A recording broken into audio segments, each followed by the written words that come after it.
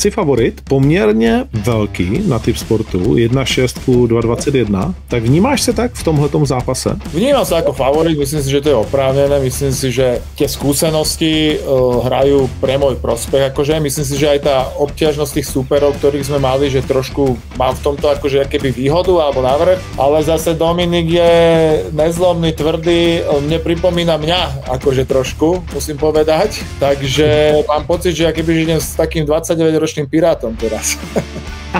Dobře. Čekáš, že to bude čistě vlastně postrážský zápas?